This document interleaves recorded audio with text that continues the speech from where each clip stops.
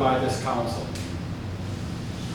In your discussion, I would like to hear from each of you the answer if you had any foreknowledge of this being placed on the agenda prior to this evening's meeting. I ask this because how did a completed ordinance come to be that states what this council believes when there has been no previous public discussion on this matter? If individual council members had no prior knowledge of this being put on the agenda, there may be some questions you may want to ask.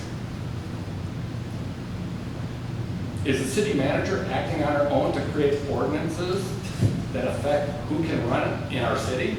I highly doubt that, but we don't know.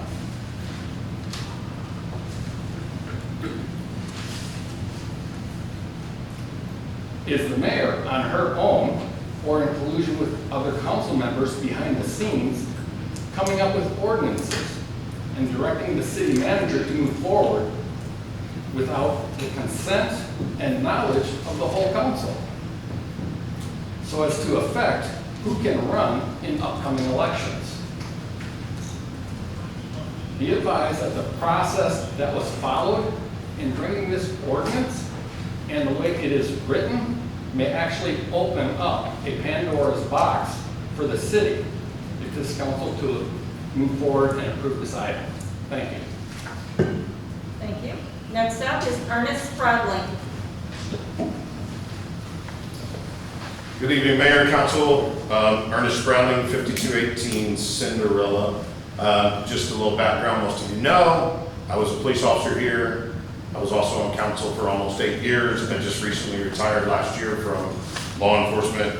Part of this ordinance, the reason I wanted to talk about it is I'm going to put it a little bit on my shoulders as well, because I was on council for 8 years, as well as several other people that were here. This was never brought up. When I go back into the law enforcement, and most recently, I was on the charter review board, and there's Ms. Street, our chair is here. There's several that were on that board. We went through it. We went over everything that was in there. There is a section, if you've read it and seen it, that if you were convicted of anything of moral turpitude, you could be removed immediately from the council. So my deal here with this ordinance, I absolutely 110% agree with this ordinance. It should have been done years ago. As I look at it, and I know there's opposition, I know there's people talking about it because of certain individuals in the city. I know that's what's happening. I get it. But if you read it and you go through it, why would me, as a citizen, or anyone here, want someone serving up there that has committed a felony, that has been convicted of family violence? Do you want someone sitting next to you that beat their wife last night? Absolutely not. Do you want someone that took funds and misappropriated those funds in their life, but we're going to say they're not sitting up there and going to do it?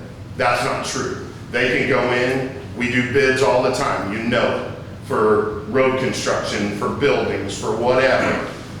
If I'm that guy that's been convicted of misappropriation of funds, and I have that person that he's in my back pocket, I'm going to push as heavy as I can. I'm going to talk to y'all, illegal or not, and I'm going to tell you we all need to vote for this guy.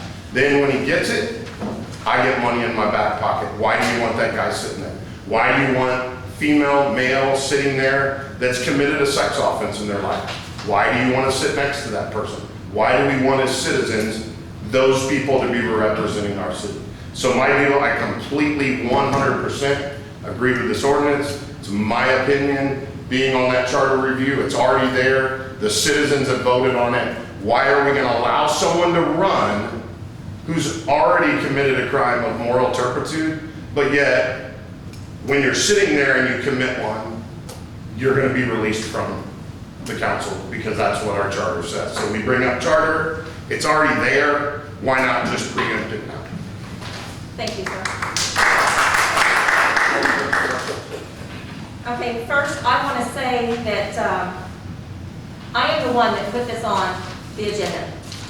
due to the fact that I have had more than 20 citizens approach me with this issue. I had a conversation with the city manager. Then we approached our city attorney, and then we decided to draft this up and put it on the agenda. We are all elected here to do a job and to listen to the citizens of our community. And I am listening to the citizens of our community. This ordinance is not targeting any one person specifically. This is a list of offenses.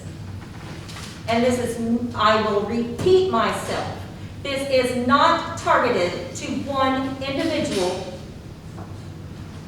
so they may think. I will open this up for discussion. Councilmember Street.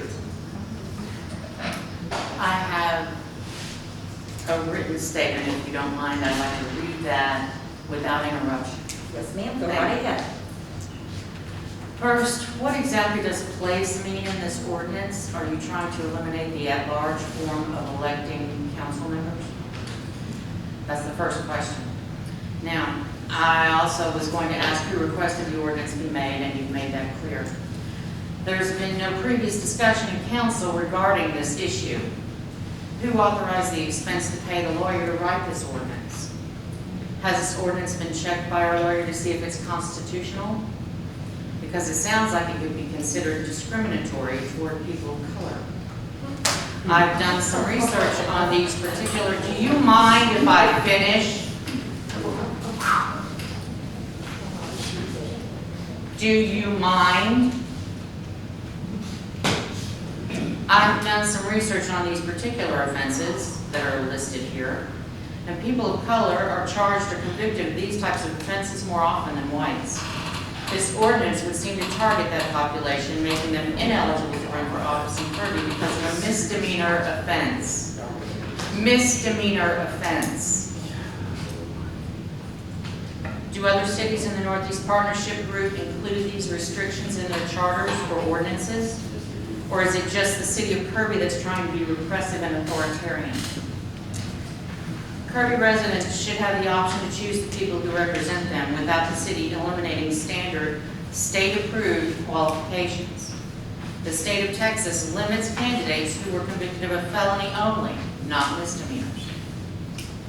If this council wants to include misdemeanors as cause for disqualification, then they should include all such convictions, and not just those arbitrarily listed in this ordinance. I'd like to remind the council that a traffic conviction that includes speeding 11 miles above the speed limit is a misdemeanor, according to state code. Why aren't you including cyber crimes, DUI, possession of a controlled substance, or theft on your list of misdemeanors? If you can add these particular requirements, then you could also add an education requirement, or make all candidates own their home in Kirby, which would affect at least 2 members of this current council. Just because you can add these changes doesn't mean that you should.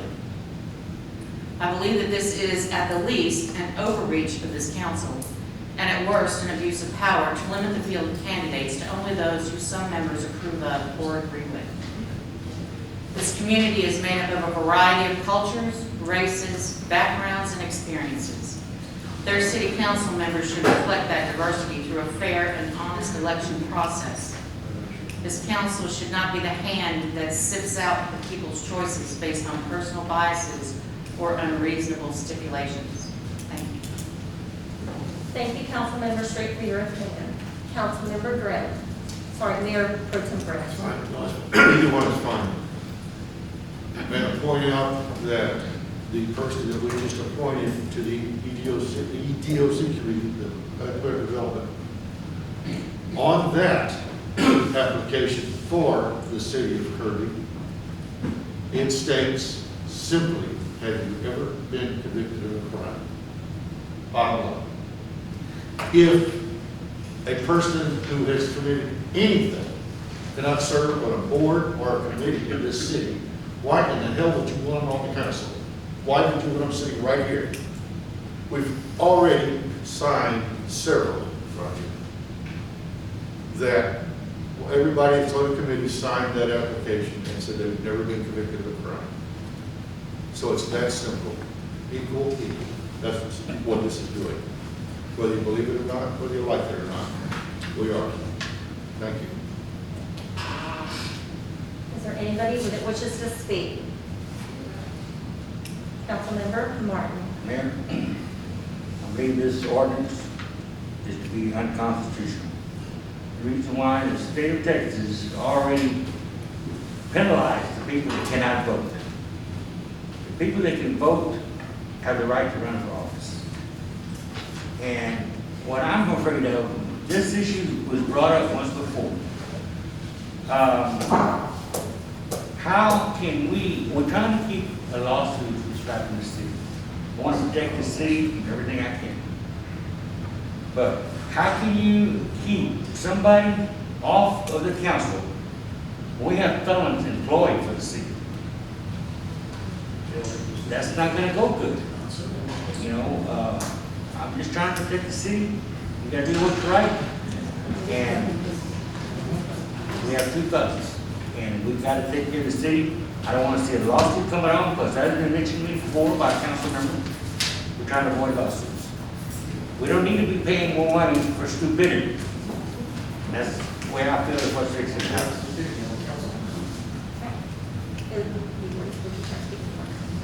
Is there anybody else to speak? Councilmember Greiner?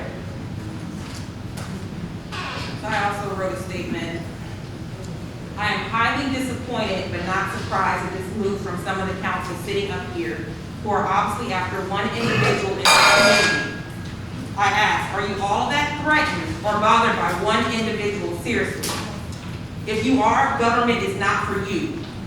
I firmly believe in letting the people decide. I firmly believe in letting the citizens of Kirby decide on who is elected. That is the right thing to do. Several residents have brought up to me, this tit for tat needs to stop. As much time and effort I've seen in bringing down one individual in this past year from residents and some sitting up here is insane. As much time and effort, it is ridiculous. Everyone up here, to some in the audience, to some in the community, just attacking each other every day, all day. It's exhausting. All this negativity has to weigh you down. I was thinking the other day, I can only imagine what could get done